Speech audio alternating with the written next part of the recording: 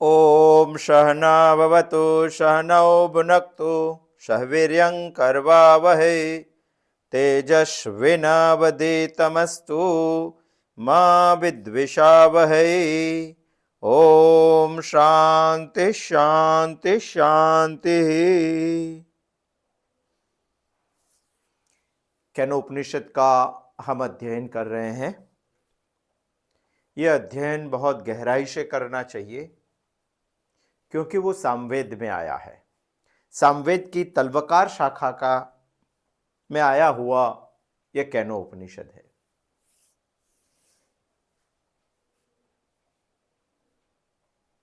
केनोपनिषद के मुख्य 4 खंड है। 4 खंड में से प्रथम और दूसरा खंड ब्रह्म विद्या के बारे में हमें कुछ बताता है। यह ब्रह्म विद्या सुस्पष्टता से जानने के लिए केनोपनिषद ने तीसरा खंड कथानक के बारे में बताया है। कथानक द्वारा कुछ हमें बता रही है। यह कथानक है देव और असुर के संग्राम की। और चौथा खंड इंद्र और उमा के बीच में संवाद है।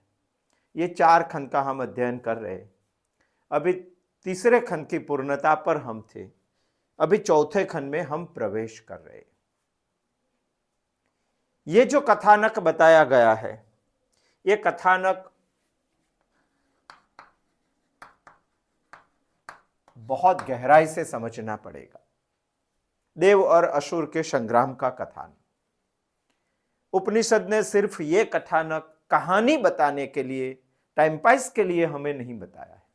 ये कथानक हमारे जीवन के पूर्ण अध्यात्म से बढ़ा हुआ उपदेश है।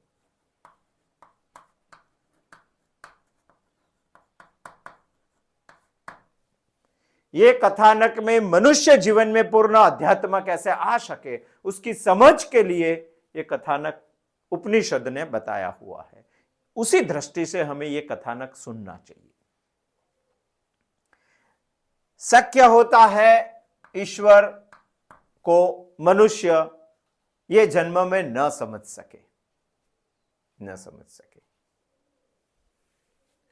ईश्वर को न समझे।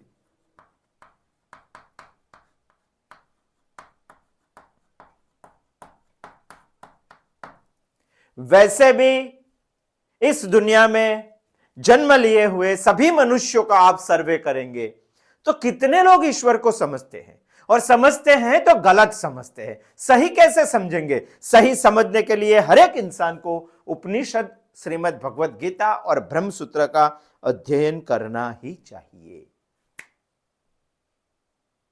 गलत समझते, कहीं समझते नहीं है। और इस दुनिया में प्रत्येक इंसान यशस्विता प्राप्त करने के लिए, कोई भी क्षेत्र में सफलता प्राप्त करने के लिए अवश्य प्रयत्न करते हैं, और प्रयत्न करते करते यशस्वी हो भी जाते हैं। और यशस्वी होने के बाद जो ईश्वर को नहीं समझता है उनको कैफ आ जाता है।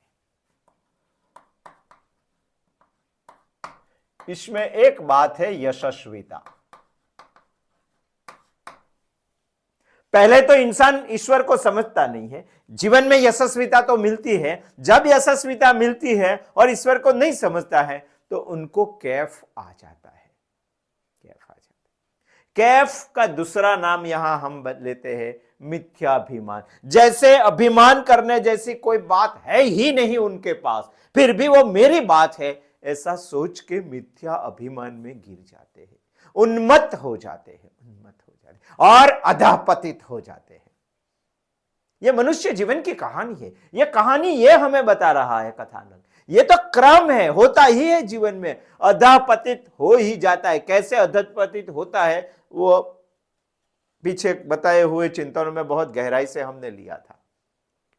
दुनिया में यदि महान ज्ञानी हो, तेजस्वी हो, आकर्षक हो, व्यापक हो, स्वच्छ हो, महान कर्मयोगी हो, फिर भी यह क्रम में आ ही सकता है। ज्ञानी क्यों ना हो, अग्नि जैसा महान ज्ञानी और महान तेजस्वी हो, फिर भी यशस्विता के बाद उनको कैफ और मिथ्याभिमान आता ही है, क्योंकि वो ब्रह्म को पूर्ण तरह से समझते नहीं है। वायु जैसा आकर्षक, व्यापक, स्वच्छ क्यों न हो, परोपकारी क्यों न हो, फिर भी वो ईश्वर को यदि नहीं समझा, ब्रह्म को यदि नहीं समझे, तो उन्मत्त होकर अधपतितता में आ ही जाते हैं। हमें कथानक यह बता रहा है, इंद्र जैसा महान कर्मयोगी क्यों न हो, भगवान क्यों न हो, बलशाली क्यों न हो, बुद्धिशाली क्यों न हो, इंद्र जैसा भी मिथ्याभिमान में आ ही जाता है। तो करना क्या? इतने बड़े इंसान भी दुनिया में अधपतित हो जाते हैं, मगर इनके पास एक चीज की कमी रहती है, वो चीज है महान भाव।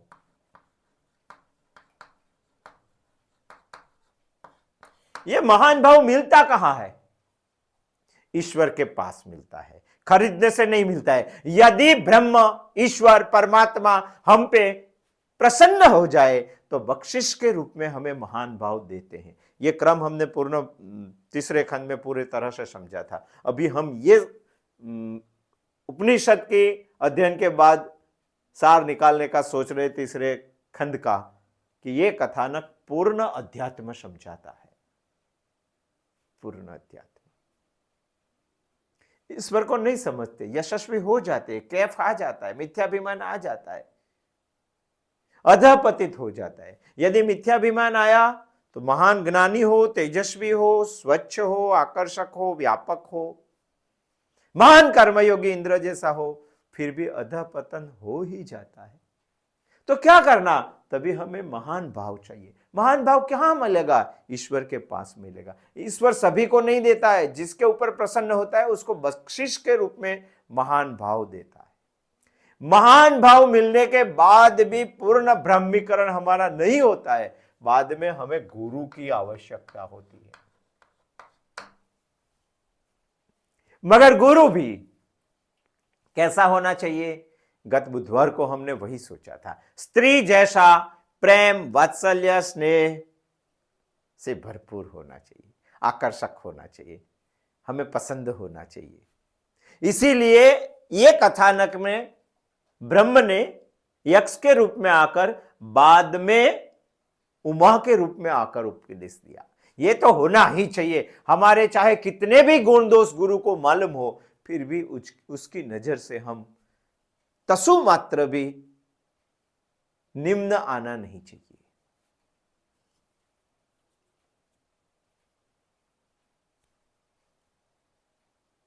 चाहे कितना भी बड़ा कर्मयोगी हो, इंद्र जैसा, फिर भी उसको गुरु के उपदेश की तो आवश्यकता है। ऐसा इंद्र जैसा निरपेक्ष वृत्ति से नतमस्तक होकर स्त्री को पूछता है, उमा को पूछता है, यानी वो निरभिमानी हो गया है। यदि गुरु का उपदेश पाना है तो अभिमान छोड़कर निरभिमानी होना ही चाहिए। वैसे तो पुरुष बुद्धिमान होता है और स्त्री को पूछते नहीं है, उनको क्या मालूम, ऐसा बोल देते। मगर इंद्र ने ऐसा नहीं सोचा। जब यक्ष का तिरोभाव हो गया और उमा का आविर्भाव हुआ, तब उमा के पास जाकर उन्होंने पूछा कि ये यक्ष कौन था। निराभिमानी हो गए। जब इंसान निराभिमान होकर उपदेश लेने के लिए नतमस्तक होकर जाते, तब गुरु उनको उपदेश देते हैं। वही है ब्रह्म विद्या। उपदेश से इंसान का शुद्धिकरण होता है, और शुद्धिकरण होने के बाद ही ब्रह्मीकरण होता है।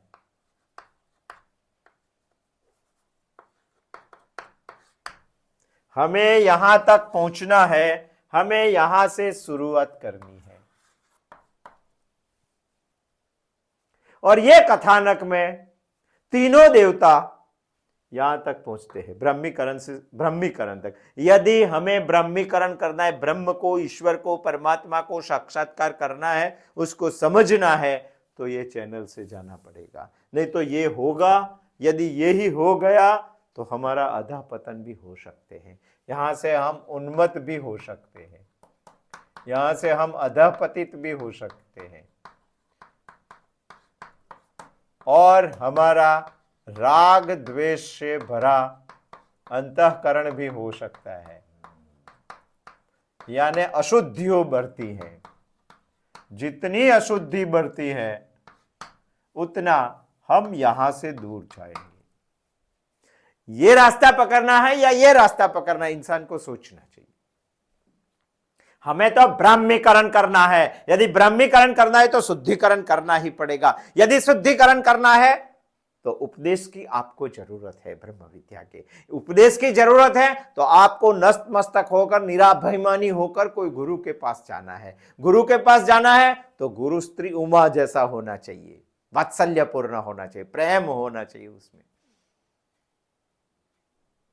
ऐसा गुरु होना चाहिए। यदि ऐसा गुरु मिल गया तभी ईश्वर का महान भाव जो आपने बख्शिश किया है वो आपको काम में आएगा, नहीं तो वहां से भी वहां से भी अधःपतन होने की शक्यता है। ये पूर्ण अध्यात्म ये कथानक हमें समझा रहा है।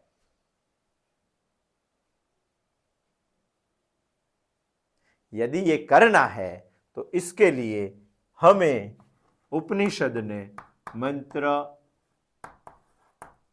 1 कथानक 4, 1 है या 2 है मंत्र,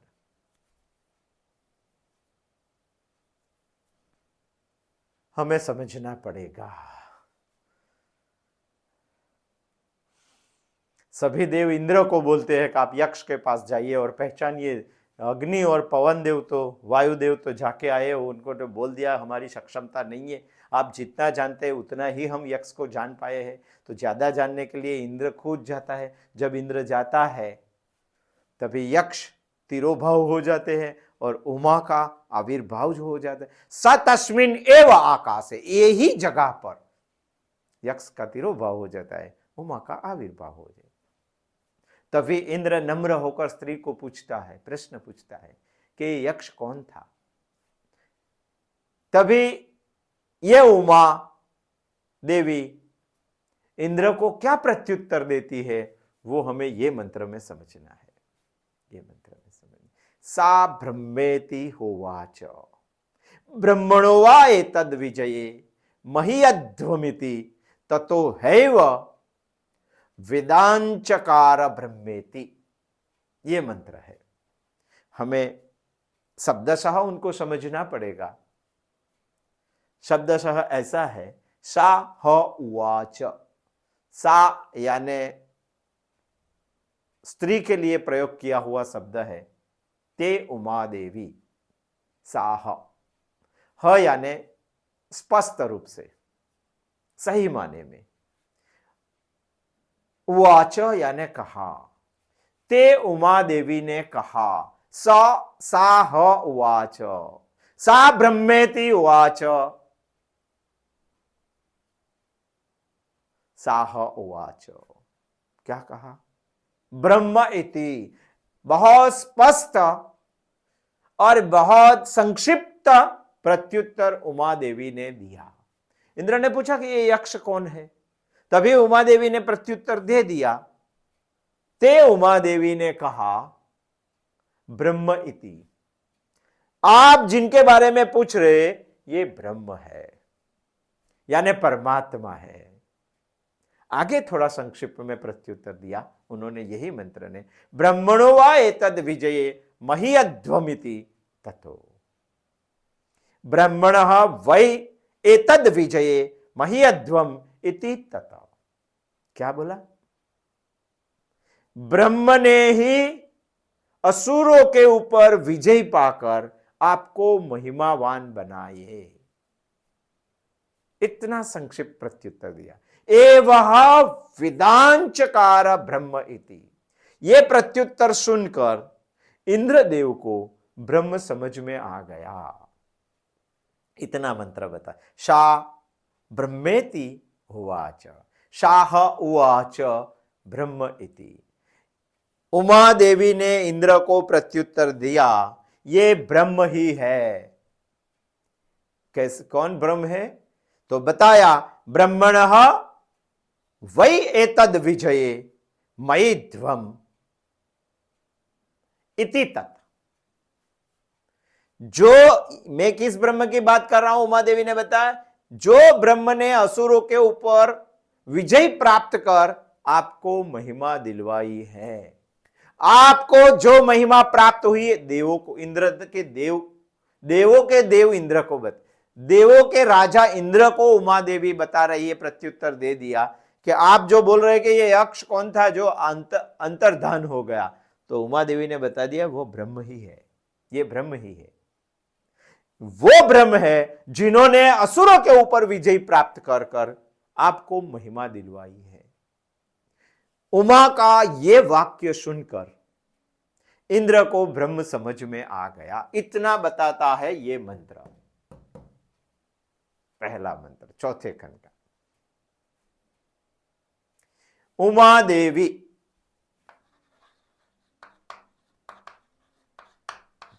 बहुशोभनीय, हमने हेमवंती हमने देख लिया आगे बहुत इनके बारे में, मगर उमा देवी के उपदेश से इंद्र को समझ में आ गया कि ये ब्रह्म ही है।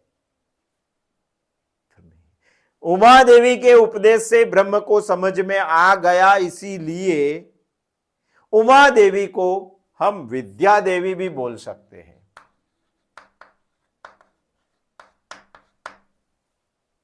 क्योंकि ऐसा कैसा उपदेश दिया, संक्षिप्त में, स्पष्ट। देवों के राजा इंद्र को समझ में आ गया कि नहीं ये ब्रह्म ही है। समझ में आ गया यानी सरस्वती देवी होगी, विद्या देवी होगी, तभी समझ में आ सकता है। मगर हम समझ रहे हैं ऐसा नहीं, ब्रह्म विद्या देवी। बहुत सोच के बताएंगे तो ब्रह्म ने स्त्री के रूप में, ब्रह्म विद्या के रूप में आए हैं ब्रह्म, इंद्र को उपदेश देने के लिए। और संक्षिप्त में बताया, क्या बताया, ब्रह्म इति।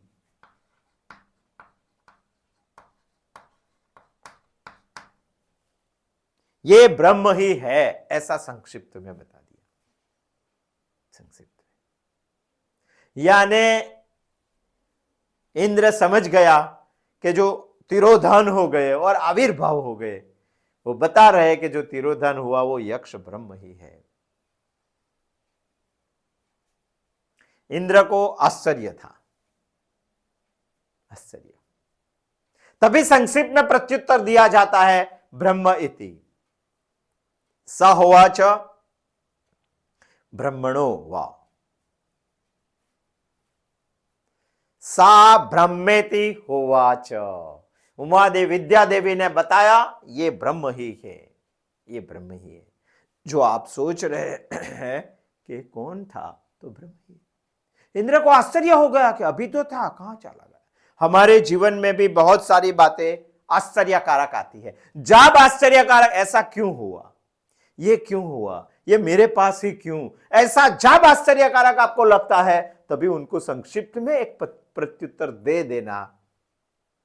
सा होवाच ब्रह्म इति, सा ब्रह्मेति होवाच, ब्रह्म इति, ऐसा प्रत्युत्तर दे देना। जब आपका कभी एक्सीडेंट होता है, और एक्सीडेंट होता है और घर पे आकर इंसान जब बात करते हैं कि मैं बाइक लेकर जाता हूं, सामने से एक ट्रक आ रही थी, उसका कुछ ब्रेक फेल हो गया कि मालूम नहीं, मगर मेरी बाइक से इतना ही रह गया।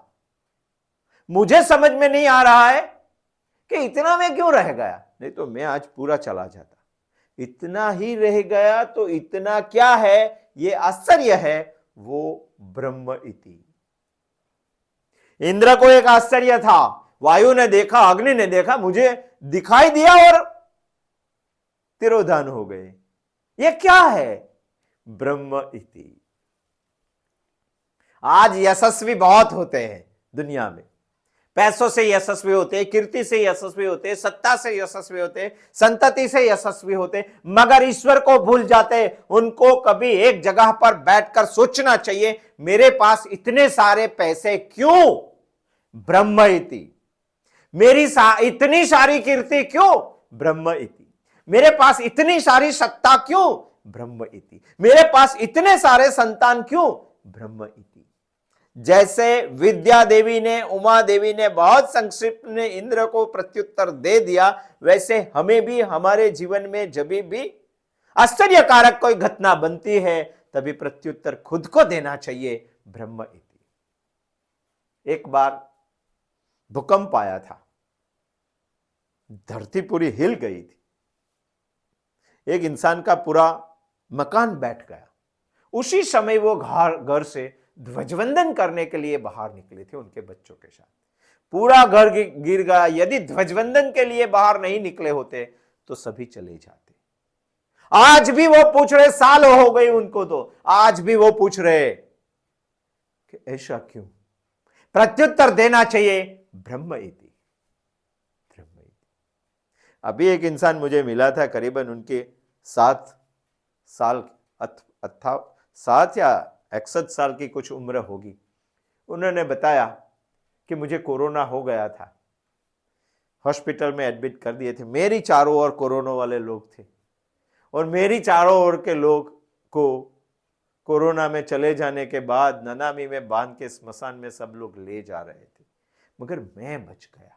आज भी मुझे समझ में आ नहीं रहा है कि ऐसा क्यों। उनको प्रत्युत्तर देना चाहिए, ब्रह्म इति, यही ब्रह्म है, यही ईश्वर है। इस साल मेरी खेत में बहुत अच्छी क्रॉप थी, मगर लास्ट में बारिश आ गई और हमारे गांव का ही सब कुछ चल गया। ऐसा क्यों, ब्रह्म इति। मेरे खेत में कॉटन का कपास बनाया हुआ था, बहुत अच्छा हुआ अंतिम बारिश से। ऐसा क्यों, ब्रह्म इति। जैसे विद्या देवी ने इंद्र को प्रत्युत्तर देने के लिए संक्षिप्तता में बताया, सा ब्रह्मेति होवाच, सा ह उवाच ब्रह्म इति। ये ब्रह्म ही था जिनको तू यक्ष के रूप में समझ रहा है, वो समझ लेना चाहिए। जब तक हमारे पास परमात्मा की शक्ति नहीं है, ब्रह्म शक्ति नहीं है, तब तक हम जीवन में यशस्वी नहीं हो सकते। मगर यशस्वी होने के बाद इंसान भूल जाता है कि मेरे पास ब्रह्म की शक्ति मेरे पीछे है, इसीलिए मैं यशस्वी हुआ। उन सारे लोगों के लिए, जीवन का अध्यात्म समझाने के लिए ये उपनिषद है। उमा देवी ने निसंदेह कह दिया, ईश्वर के विजय से ही तुम्हें महिमा प्राप्त हुई है, यह भी बता दिया। यानी यह बताने के बाद ब्रह्मणो वा एतद् विजये मह्यध्वमिति ततो, ब्रह्मणः वै एतद् विजये मह्यध्वम इति तत्। ऐसा क्यों बताया? एक बात तो बता दी संक्षिप्त में कि ब्रह्म, ये ब्रह्म ही है, और दूसरा बता दिया आपको जो विजय प्राप्त, महिमा प्राप्त हुई है, ये ब्रह्म के विजय से ही प्राप्त हुई। ब्रह्म के विजय से ही आपको महिमा प्राप्त हुई है। ये बात भी उमा देवी ने इंद्र को बता दी। असुरों को ईश्वर ने ही हराया है, असुरों को ईश्वर ने ही जीता है, वही कारण है।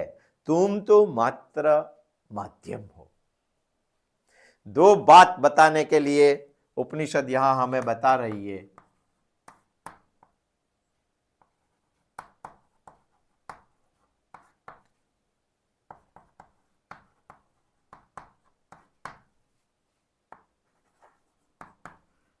ऐसे शब्द तत्व ज्ञान में बताया जाया है, दोनों कारण है, मगर दो प्रकार के कारण है। सुस्पष्टता से बताते हैं।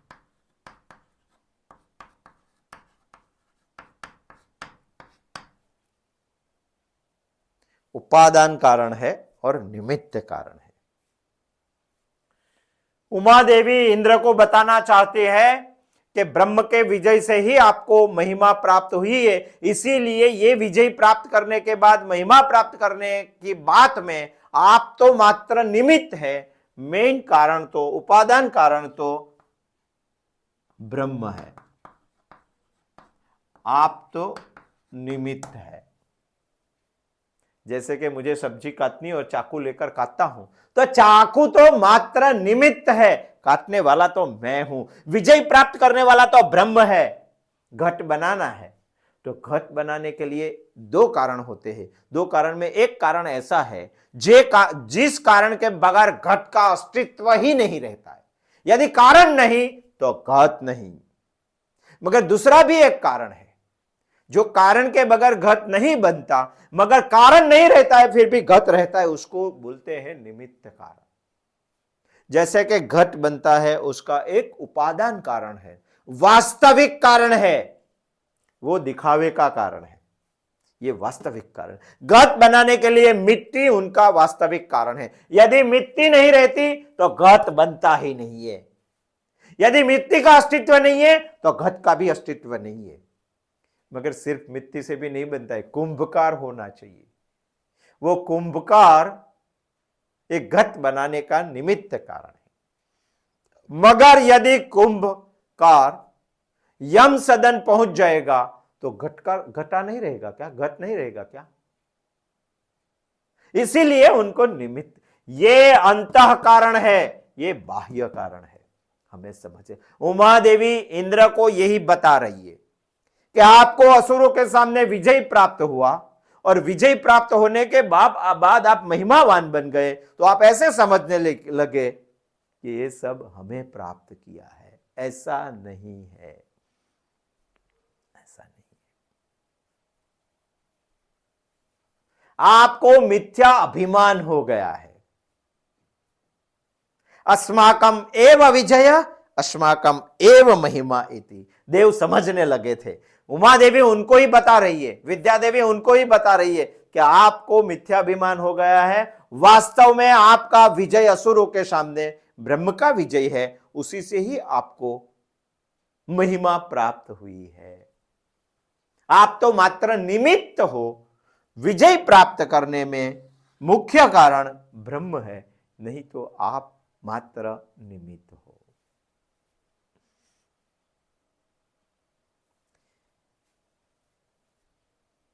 ये प्रक्रिया को पूर्ण करता है।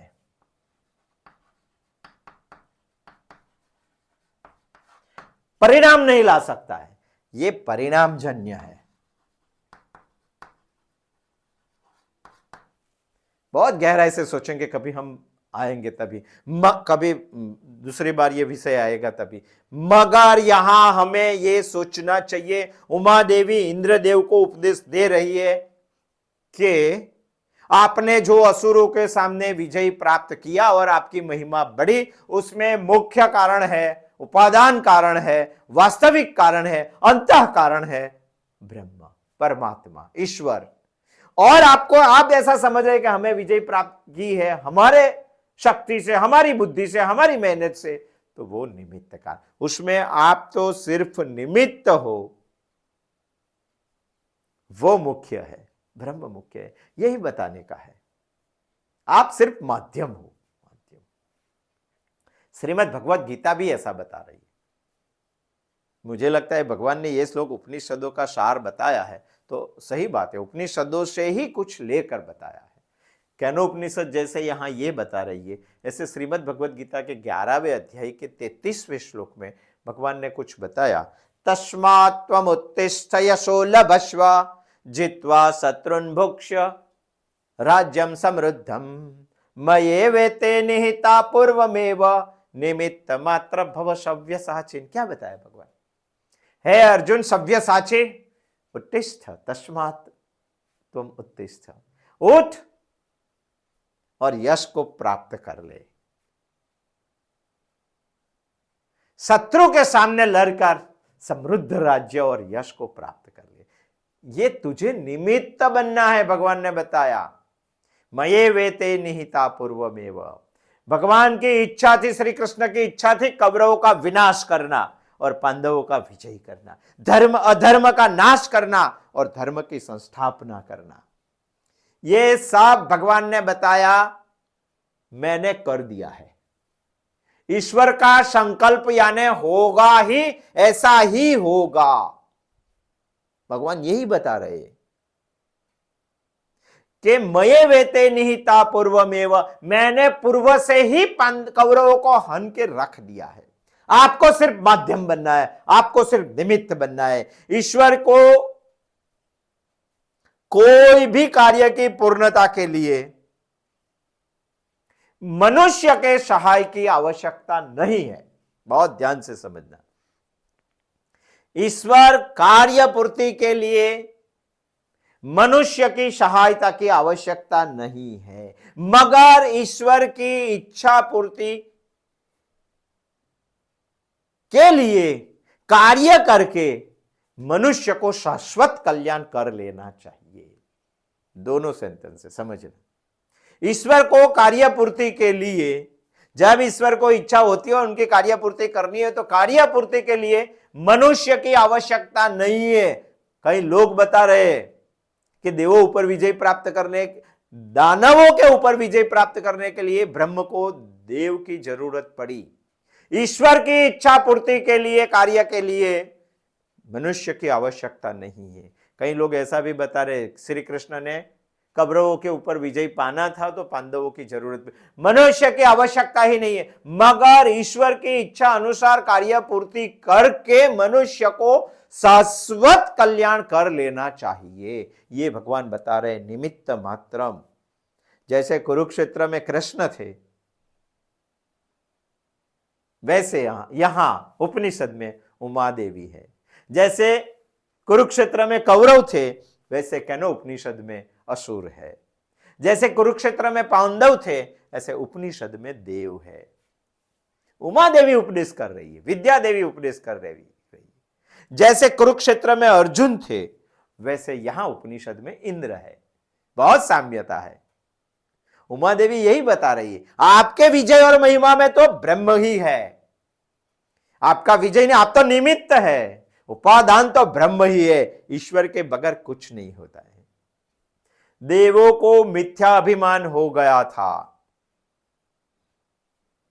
अस्माकम एव विजय अस्माकम एव महिमा इति। तभी उमा देवी ने उनको प्रत्युत्तर दे दिया, ब्रह्मणो वा एतद् विजयम मह्यध्वम इति ततोहा।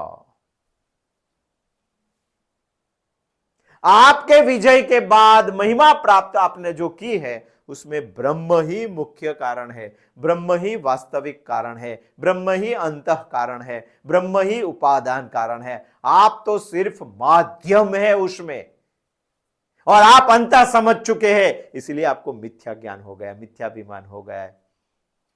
उमा देवी का ये बात सुनकर, उपदेश सुनकर इंद्र के समझ में आ गया कि यही ब्रह्म है।